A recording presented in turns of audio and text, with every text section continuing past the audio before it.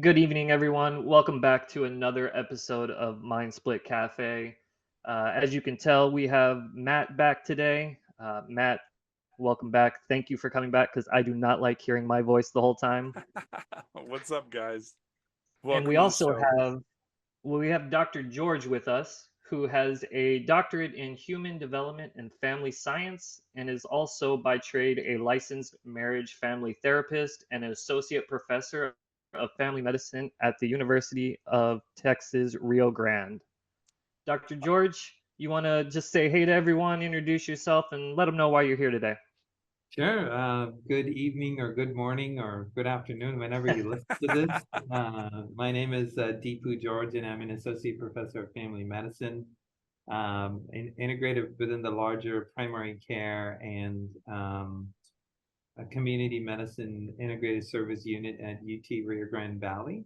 I am here also to talk to you about this movement that has been kind of live and kicking and evolving over the last 30 years, 35 years, called integrated care or integrated behavioral health. And out of that, I'm particularly wanting to talk about the primary care behavioral health movement within that. So that's what I'm here to do. Absolutely. Fantastic. Well, the fact that you work hand in hand with UTRGV, which is my alma mater, like shout out to, I was a Bronc, but V's up, go Vaqueros, right? So the fact that you work hand in hand with the university, and we'll get into that in a little bit because off camera you mentioned something that was dear to my heart, right? And Yeah. your involvement with the sports programs. So I can't wait to dive into that. But what exactly, what I don't know how to ask this question, but who are your typical patients? Who do you see on a regular basis, throughout the day? That's a good question. And I think I can give you a little bit more about who my patients are Mm-hmm. by asking you guys a few questions just to think out loud with me, if that's okay. Okay, let's do it. This Um, is awesome. This is new. We haven't been asked questions before. I like this. all right, okay. So let's just think about a few basic things about the US healthcare access points, right? And so I always ask the people in mental health field, most people get into mental health because they want to make a difference, right? Because Mm-hmm. they wanna probably do something about the mental health shortage in the country. They want to bring more holistic care. These are all catchphrases that you either hear or see written in a typical applicant's pitch to a program or when they Yes. ask about what they do. The question that I often ask them is, so where, if you wanted to do all of these wonderful things that you want to do, where should you or where do you want to be located when you do this work, right? So the question to you, to both of you is, where do you think about 89% of Americans get their mental health care from? Who do they go to, you think? I can answer this question, but it's unfair because I know the answer. I'm gonna let Matt run with this one. You know what? Honestly, given the fact that maybe some people aren't, given they don't have health care or what, I mean, like insurance, I would say, shoot me if I'm stupid, but a lot of people probably find the fact that they get their stuff off of YouTube or the internet, like to try and Okay, figure out how to manage and cope. fair enough. Right. Well, let me make it easy for you, Matt. Like, why don't we say people, let's just say because of insurance and all of that, they do have access. So if people do have access, who do you think really actually gives them medical help? Is it okay? Let me make it even easier for you. Do you Okay. think they go to a psychologist, they go to a psychiatrist, or do they go to a general practitioner like an internal medicine doc or a family doc or an OBGYN? They probably go to their family doc, their internalist, right?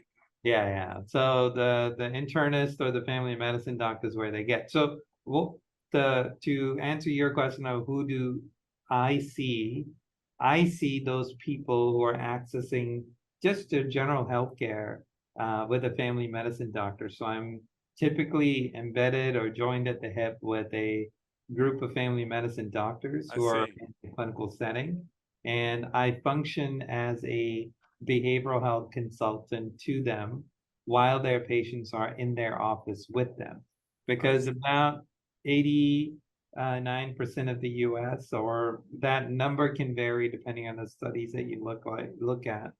But since the 1970s, primary care has been the de facto mental health system in the United States. So a lot of people are getting their everyday mental health issues met in the doctor's office. That is usually a family internal. And for women's health, it's usually an OBGYN doc.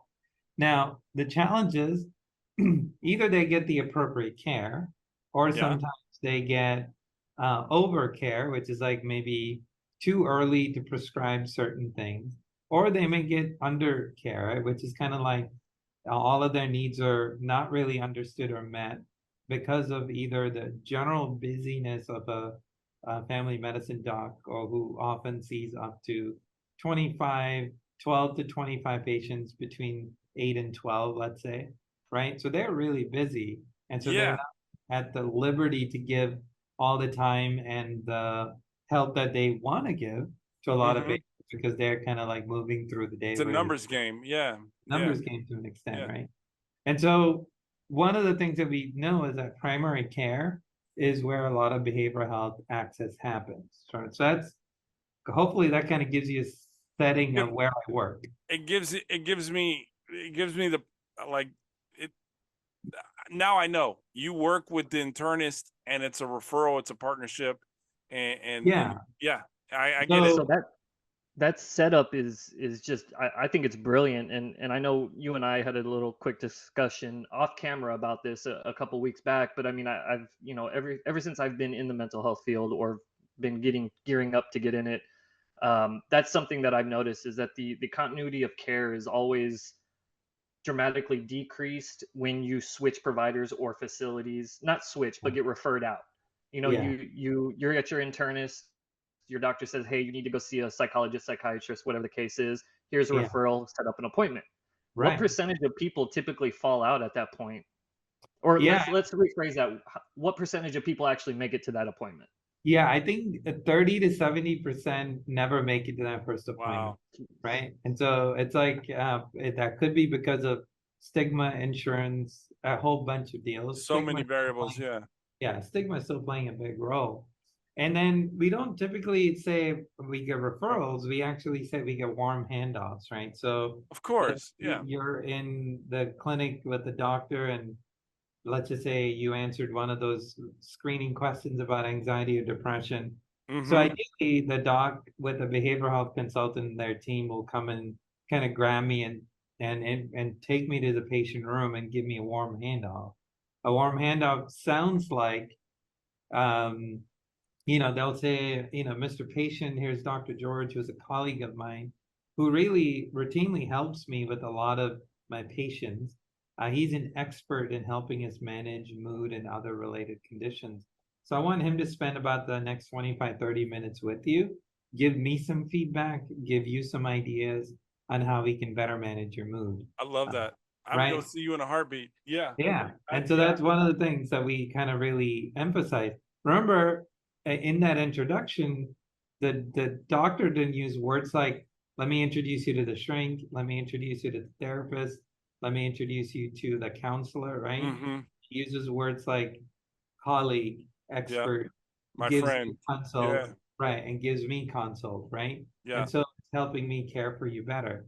So we are really also addressing stigma and kind of just really beginning to tell the patient, we want to do really good healthcare, and that means taking care of your mind-body connection. Now let me, and that brings up a good point, but let me ask you this, given obviously you're not from the Valley, right? And I want to ask how long you've lived in the Valley, right? But given the Valley, we all have lived there, the stigma and the socioeconomic circumstances that are in the Valley, and the culture and how that stigma of mental health and going to, like you said, a shrink or one of those, how do you combat that? Because that's a cultural thing to where even with the warmest handoff, you're still gonna kind of get looked at, hey, I'm not crazy, like, I'm not broken.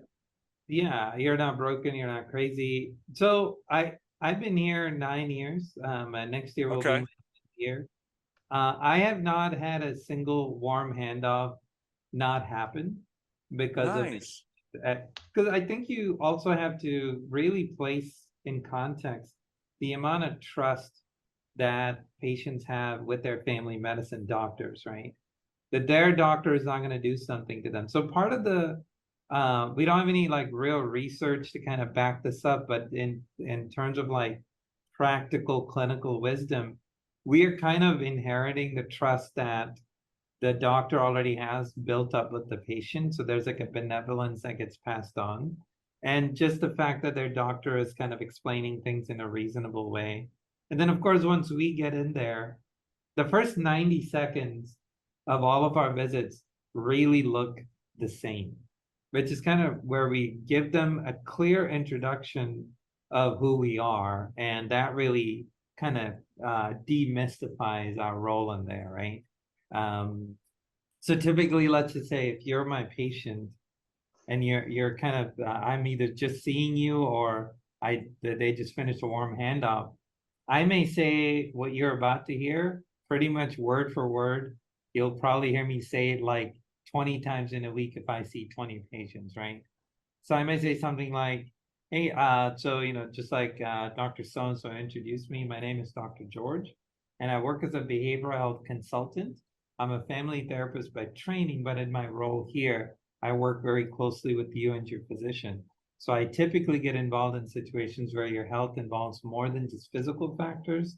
So this is where you and I will pay attention to your habits, thoughts, emotions, stressors, Wow. and behaviors, and how all of that just work with each other and impact your overall health. I typically meet with you for about 25 to 30 minutes, and during that time, my goal is to get a snapshot of your life of what's working and what's not. And then you and I will come up with a plan to help you manage those over the next 2 to 4 weeks. And during the visit, you may see me type a little because I'm charting in the same medical record as your physician, and I will update him or her right after we finish our Wow. consult that we talked about and what Sign our me up. plans. Yeah, Sign me and Yeah, up. then that was yeah, very well worded, That and I was feel like it makes the patient and then comfortable. I still didn't finish, right? Then I'll Oh, say I'm sorry. typically patients get what they need from a single encounter. So we might see each other again for follow-up based on what you think would be helpful for you. Everything that you tell me is confidential, just like any other medical provider here. The only time we break confidentiality and bring others to help is if there's any immediate or imminent threat to yourself or somebody else, just like any other medical provider Yeah. here. Do you have any questions? Like that takes about 90 seconds. And that's like when we train our clinicians, that's like the first competency that we like drill them into doing, right? Can you introduce yourself in a patient-centered, non-stigmatizing way where they're very clear about who you are, how much time it's going to take, what does follow-up look like, and what are the general limits of confidentiality you want them to know, right? And Oh my so gosh. with the athletes, you talked about what I do in sports medicine. Yeah. I say the same spiel, right? The only thing I change up is I work closely with you and your athletic trainers and the primary care docs. And so I kind of see the athletic trainers as my primary care connection. And so Hmm. they're the ones who are making the referrals to me to send the athletes to me. So by the time I get to the training room, which you're probably very familiar with. Oh yeah, that cold tub and that hot tub. Yeah, I Yeah, and know then there's exactly. like Yeah. a room to the corner where I sit where the orthos and the sports medicine docs see their patients. I sit there Oh well, and I not to interrupt, but I went there so long ago that that room was not That there. Like facility is different. that was okay, like a.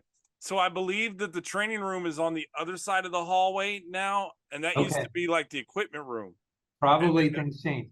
yeah, Uh, but usually I have 6 to 8 athletes that I see between like 1:30 and 5:30. I see them wow. at 20, 30 minute Just gaps. for mental, we didn't. I wish we would have had somebody like we had like a primary doctor, Dr. Ben Garza, who passed away Okay. several years ago, but Yeah. that was the only doctor that we had. You know, it was we didn't have someone as gifted and as talented and well versed as you know, to help with the mental, because You know, Lord Matt, knows we had some mental issues, you know. Matt, So I'm glad you said that because you just stated that, back then when you were going to school, that you didn't have a therapist or a mental health clinician nope. within the sports realm.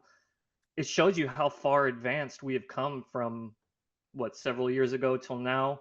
I don't want to out you on your age. So back then when you were playing, Back in the day, till yeah. now, I mean, it seems to be a common thing with even professional sports or hedge fund managers. They always have a psychiatrist or a psychologist or some sort of clinician there to help them be their best person or their best, their best self at work or at sports. Yeah. No, you're exactly right. I mean, I played back in the day when we had a square basketball, you know, so that's how long ago I played. But um I agree. You know, when I was playing, it was kind of like we all went through it, but we all went through it together at different times. So it was just like, hey, suck it up, take it on the chin, and just I'm dealing with it, you're Walk it dealing off. with it. Like this is the way it is, right? There was Yeah. no outlets or no mediums to express, hey, I'm really feeling this anxiety and this pressure. What is an Yeah. outlet, you know? Well, let me kind of like shoot off of that a little bit here, right? Because I think with the athletic trainers, what I often remind them to kind of think about is like there are like few categories that I want them to refer to me for, right? So one is like any mental health concerns, like identified or emerging mental health concerns. Mm-hmm. The second thing I often think about is injury recovery. So these are people who have been injured who are kind of getting back with our kind of practice patterns. Now I've come to the point like the minute you're injured, you're off the court or off the field. Get me in there so I can kind of track you along the Wow. journey of like getting you back on court, getting you back to play, right? The third thing I think about is with athletes is any adjustment related issues. Adjustment related issues could be new team, new country, new living situation, whatever it may be. We don't recognize the psychosocial, psychological changes that people go through when they're kind of adjusting, right? So those are like the three broad categories that I give the athletic trainers to think about. So Mind mental health blown. concerns, Yeah. adjustment concerns, injury recovery, right? So those are the things. That's On the amazing. primary care side, though, here's where I want you guys to do some imagination with me, right? Okay. I want you to think about four boxes and Okay. one box on your top left and then top right, and then the other two on your bottom left and your bottom right. You Okay. got Yeah. that? Okay. So on the top left box, I want you to put the label stress-linked physical symptoms, right? Okay. Can you both just shoot out at me what are some stress-linked physical symptoms that people might experience? Stomach issues, Bam, good. Um, Anxiety, Anxiety, sweats, stomach issues, sweats. How might anxiety show up? frustration. lack of sleep. Frustration. There you go. You're hitting it on, right? I Like mean, I so. Oh deal with man. it every day. I'm a CEO of a company, man. This is what I deal with. Like hey, Yeah. So I'm a has-been athlete. I'm coming to see you anyway. So like yeah. So what you're talking about are physical manifestations of stress, right? So yeah. things that we look for are things like sweats, GI symptoms, or stomach-related issues, headaches, chronic pain, irritable bowel syndrome, any kind of sleep disturbances, anything that is more somatic that doesn't have any physiological etiology. And then those are what we call generally stress-linked physical symptoms. Now, Okay. primary care doctor sees any and all of those concerns typically in a day, right? So those are like easy things that we can get consulted for, and we could really help the doc and the patient a lot. The Okay. second box on your top Right. right is what we call sub-threshold symptoms, right? So these are not your typical things that a patient comes and tells the doc, hey, doc, here's what I'm struggling with. But these are things that are typically active in a patient's life that may not allow them to be optimally caring for their well-being, right? So these are things like marital conflict, intimate partner violence, family transitions, parenting stress from having to parent children with special needs or teenagers or multiple kids, right? What about or loss of a loved one? Like oh, like death? that was my next thing, right? Oh, okay. Sorry. I get Yeah, yeah. excited. Sorry. End of life, death, or you're a caregiver for somebody who's chronically ill or who are facing terminal illness. These are all sub-threshold symptoms that really endanger someone's active healthcare engagement. So if we hear any of this in a patient's background, we're going in there to see them to help them understand what's going on and how to manage those. Bottom left box, right? So this Okay. is what we think about, like prevention, lifestyle, care, right? Most of our chronic diseases are what we call lifestyle diseases. So these are things like your obesity, cholesterol, blood pressure, diabetes, right? The type 2 diabetes, especially. So most of your doctor's visits, I'm assuming, ended with exercise more, eat more vegetables, cut down on red meat, right? I mean, I Yeah. see you smiling. I'm assuming there's some of that Pretty rings. much. I could probably go without a couple of steaks here and there, but yeah, like But yeah. well, what you're tapping into there is lifestyle modifications, habit formations, habit reversals, lifestyle changes, being more active. Most people are not ready for that when they Mm-hmm. are visiting a doctor. So part of our role is to work with patients to help them.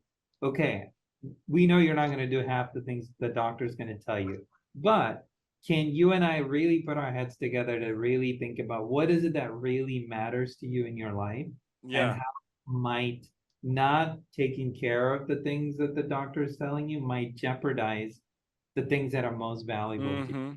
So most people care about being an active father, being a present mother, living into old age to see their kids kind of do the things that they want to do. And Yeah. so really help people track the gap between where their values are and where their behaviors are, right? And so Wow. I think when we put that in context, people are willing to do things that they don't want to, Or not accustomed to, not so they accustomed can to, not because they want to, but because it's really tracking with what matters to exactly. Yeah. them. Exactly. So So what's we the do, bottom right box? You can't leave us hanging. that's right. The bottom right box is what we call self-management of any chronic disease. So we are looking at diabetes, hypertension, obesity, depression, anxiety, COPD, whatever it may be, right? But Yeah. the key word there is self-management.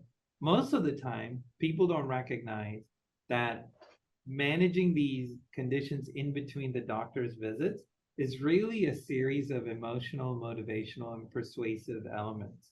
And it's not just medication. So if you're diabetic, for example, you have to kind of poke yourself, especially if your A1C is really high, multiple times a day, where you have to kind of like take blood pressure Mm-hmm. to just kind of get reads and adjust your medications or adjust your eating habits and exercise. So part of what we do is just really break things down.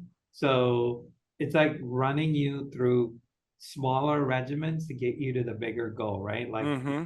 playing basketball, you ran drills that you probably had no idea why it matters until it hits game time. You're like, that's why we did That's those why we did Muscle that. memory, that type of thing. Yeah. so we really try to get the long game of chronic disease management to short bursts of goals and successes that people can have so they become better self-managers of their disease over time. And so those are the four boxes, in addition with all the mental health stuff that we haven't talked about in these four boxes, right? So Mm-hmm. really, when I say I'm in primary care behavioral health, all of these concerns are my concern. Wow. And so we are now expanding the view of what it means to receive healthcare, one. Two, what it means to really define behavioral health, right? Behavioral health is not just your anxiety, depression, and PTSD. It's actually your headache, your diabetes management, your hypertension regimen. All of that falls under our purview. And we Wow. are kind of joined at the hip with the physician to really help them manage and co-manage these patients. We're reducing their distress. We're reducing the patient we're increasing better patient outcomes. So let me ask you this, and I don't know how often you get asked this, but I'm just curious. Yeah. What is a like in my line of work, there's always an ROI, right? what is it when you leave the office and you're going down McCall or wherever, whatever street you take home, right? Yeah. What is it that day that makes you feel like, hey, I know I'm doing God's work. I had a great day today. Like, what is that ROI for you on a daily basis to where you're like, because everybody has bad days, right? Yeah. But what is it What where constitutes a you can good get in one? the car and you can say, you know what, Dr. George, damn it, I had a great day today because I did X, Y, and Z. What is Yeah, that? oh, I can tell you tons of ROIs if you're asking me personally. So one is just being able to help people at probably at a boiling point. And I can guarantee you when if we were not in that office, their trajectory of care would have gone to very unhelpful places. Mm-hmm. Like great example is people who come with severe depression and they are maybe experiencing what we call death ideations or DI. Death ideations are part of the depressive experience for a lot of folks, but sometimes even professionals get really alerted and alarmed. They're like, oh, he's thinking of doing something to his life. We need to send him to the psych ward, right? Yeah. Which I think is a horrible setup, and tons of people have been pained by this experience. There are countless number of cases where we've been able to intervene, help them really understand what's going on, and develop a self-management plan that me, the PCP, and the patient closely tracks, where they don't have to worry about revealing deeper thoughts about what they're going through and worry that we're going to send them away. So that's Yeah. one of them. The second thing is when I know is when the physician makes some connections about a patient that they've never made. That's And like, awesome. oh my gosh, man, we didn't even know that was going on. And we didn't realize they cared so much about this, right? And so now their frame of reference changes about a patient. So Wow. we've kind Help. of helped them think about less symptoms, but more like person-centered care, right? And so Wow. that's another one. The third is when I know, like, so typically on a Tuesday, by the time I get leave clinic, I've probably seen 8 to 12 patients just that day, right? So when you think about increasing access to mental health, I don't have any better story to tell you than as a mental health clinician, today I saw 8 to 12. A typical therapist might see, I don't know, like 4 to 6 patients uh, just in a day or Yeah. so, right? We are seeing a lot more just because of where we are located, and we don't have the choice of kind of saying I'll see this and not that, right? Because we're in primary care, so Yeah. we can hold a womb to tomb idea. We see everybody, and that's amazing to me because these are people who might not have received mental health care because they would have just chosen to not go to that appointment or because they had some wrong ideas on who the other person is on the provider side. And they're like, I don't want to go to a shrink, right? Because I've Yeah. seen it in movies, I've seen it in whatever. But I can, when I'm in my clinic or in the athlete's room, they're like, oh yeah, I'm just going to go see what the athletic trainer told me to, or I'm just going to see the guy or the gal that the doctor wanted me to see, right? Yeah. Those are like pretty big endpoints for me. Or you have a great Yeah. day. And I'm sure you deal with stress yourself, right? Like Oh man. you you've got to have some sort of like, you've got to have some sort of like, I don't want to say tricks, but tools in your bag to where how do you cope with stress that is related to what you do for a living? Absolutely. What do you do? Well, I mean, I part of the framework, at least the clinical framework that I often, even I was telling my trainees last week, I said, you guys have to just recognize that the line between where your patient is sitting and where you're sitting is very thin, right? So Mm-hmm. you are equally susceptible to the triggers and stressors that they go through. So one, just be Absolutely. very open and humble about that process. Like just because you can sit with somebody and consult with them, that doesn't mean you have everything flying colors on your end, right? Just acknowledge the basic vulnerability that we share as human beings. I tell my physicians that, remember, like once a white coat is off, you are just as vulnerable as your patient is. Mm-hmm. Don't forget that fact. So one is that. Then two is just, I think I ebb and flow just like any other human being, right? In terms of how it's, some days I'm like very good at kind of getting everything together. Some days I'm not. So I think one of the bigger practices for me is just being willing to be honest and acknowledging when I'm overwhelmed.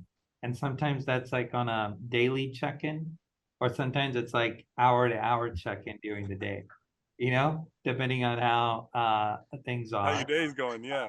Yeah, How bad it's going or how good it's going. how good it's going. I fall off my good habits. So good habits are sleeping 6 to 8 hours a day, making sure I am at least working out 2 to 4 times a week. And so those are definitely things that I have to kind of keep in track. So I try to get those in as like strong pillars of making sure I'm staying kind of active. Some kind of way to redial, calibrate back to your values as often as you can. That's what I preach to my patients. And that's what I try to kind of at least do 30% of the time in my life. I don't Yeah. want to hit the Real 100%. quick, before you go any further, can you expand on the redialing your values and kind of explain a little bit further for myself and Matt and the listeners? Sure, yeah. I mean, so I think the questions that you want to ask about, I mean, I'll kind of give you the background of that. There are usually like five core pillars that all of us really care about, right? And we break it down to in our clinical interview as love, work, play, health, spirituality, right? So love is your relationships, whether it's like family, friends, extended family, extended friends. Work is not really like your job, but really what gives you a sense of productivity and meaning and Yeah. accomplishment, right? That could be your career, or it could be things that you do around the house, right? It depends on who you are. Play is what do you do to relax and what do you do to enjoy things in your life, right? So that's the play. Health is what are you doing for your physical health? So that can boil down to like exercise, what you eat, caffeine, alcohol intake, etc. Right? So just monitoring those. And then spirituality. Spirituality is most people think, oh, do I go to church? Actually, the questions that I often ask people is, do you have a faith or a belief system that's important to you? Yes or no? And if they say yes, I ask what that is. And then here's a key question. What do you do in the 7 day week to engage in what you said you believe in? And it could be sitting down to read, sitting down to meditate, walking in Mm-hmm. nature, writing something down, right? Whatever that is. And so for me, it's just dialing back to my values. It's just really saying in those five pillars, I have certain words that I've written down, right? So like I value being present, dependable, a bit, those are kind of things that are important to me. I value making a difference in mental health. So when I don't want to spend an extra 30 minutes completing my node for the day, I kind of, it's easy for me to get frustrated and leave. And Yeah. I kind of like on the good days, I should say, I dial into my values and I say, all right, like what value might you sacrifice if you just leave right now? And that value there would be dependable, reliable colleague. Mm. And so then I'm like, yeah, That's a good way You to so put hold it. yourself accountable. Yeah, Yeah. yeah. absolutely. But when I dial into the values, I'm kind of like increasing my bandwidth a little bit than I didn't have 2 minutes before, right? Wow. It's like saying your daughter or son is in front of you and you're kind of like really dialed into your work or whatever at home. If you take a step back and say, what matters to me in the long run, like Yeah. 5 years from now, is sharing a moment with my son more inviting to me, more dear to me, then that'll help you make your decision in that stressful moment, right? Yeah. It's a So good way of looking at dialing it. Yeah, and dialing into your values is also a great tool to just increase your level of acceptance of how things are. without trying too much to change it. Most of human distress comes when life gives you something and you actively want to push against it. Right? You do your mental gymnastics to not feel what life is naturally giving you. Right? And that lack of acceptance often increases your tendency to avoid things. And that pattern of avoidance eventually increases your stress. And so that's what I do. I try to dial in back to my values. I try to like keep my sleep routine more or less clear.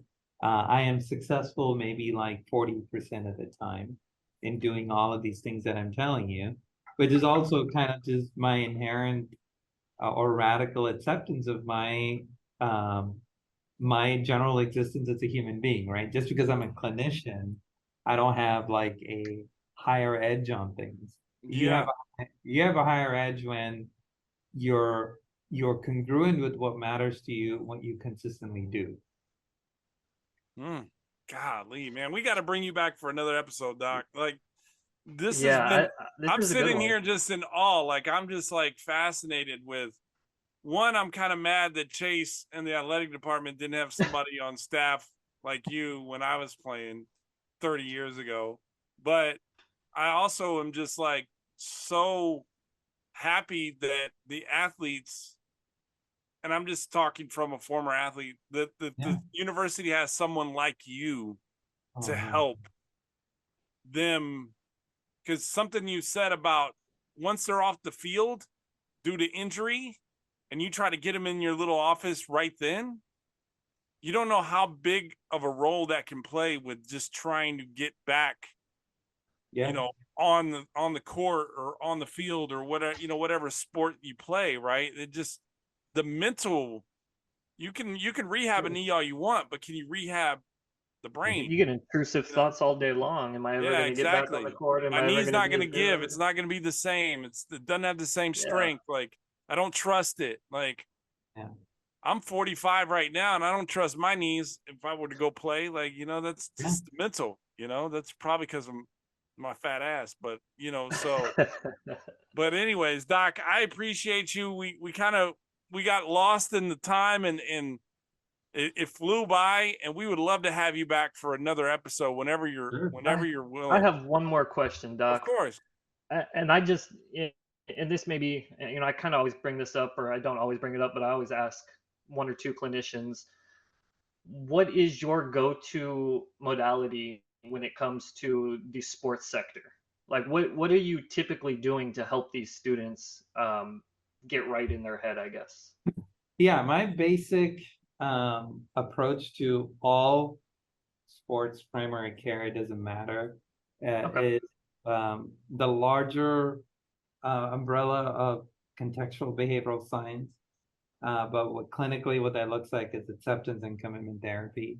CBT. What is that? Kind of like CBT, cognitive behavioral therapy. Yeah, so this would be third generation of cognitive behavioral therapy called ACT. And then because I work in pretty kind of like primary care like settings, there is a particular strand of ACT called FACT, which is focused acceptance and commitment therapy. And that's where I really go to, which is a very human-centered, acknowledging of all the vulnerabilities that you and I have, kind of a model, and tons of studies and clinical trials showing it's effective. Wow. That's awesome. I appreciate you answering that last one. And before we let you go, or you know, we say our goodbyes, I wanted to see if there was any resources or any type of information you wanted to give to the listeners. If so, we can put that on our website, put it out on the episode as well. Yeah, I mean, if you're curious about the world of integrated care, cfha.net, which is the Collaborative Family Healthcare Association, is where you want to go to. I'm part of the national team and the podcast there. We have a podcast that's been running for about 4 years now called the Integrated Care Podcast. And so that will kind of give you a lot of that. I'm kind of these are like shameless plugs for me in a little Nothing bit. shameless. No, nothing shameless, Doc. You do it. Uh, Go ahead. I You earned also it. I also serve as the president of our national organization this year and next year, and so I want to invite people to consider looking at the conference that's going to happen in October. That is, if you want to get details on that, just go to integratedcareconference.com. And Integrated we'll put conference. that What up there days on are the those? screen. What date is that, Doc? That conference? It's October, I think it's the week of October 17th, if I'm not mistaken. Okay. I will Okay. confirm. I'm letting you know because I am going to be down there October 26th and 27th. So I might pop in to your little room and you and I are going to have a chat. So Let me know. So it's in Phoenix, Arizona, October 19th or 21. okay. Well, I'll Yeah, be down there we'll for put that on the Midnight screen for Madness. the So listeners. Oh, yeah, that's right. Yeah, I'll see you Midnight Madness, Doc. yeah, let me know. I I'll will. be here and happy to meet up with you. And Chase knows how to get in touch with me. Fantastic. Well, you are a gentleman and a scholar, and thank you so much for your time. And Thank I you. can't wait to have you back on another episode of Mind Split. Just let me know. Yes, thank you very much, Doc. I do appreciate it. All right. Bye, Until guys. next week, guys, take care and we'll see you soon.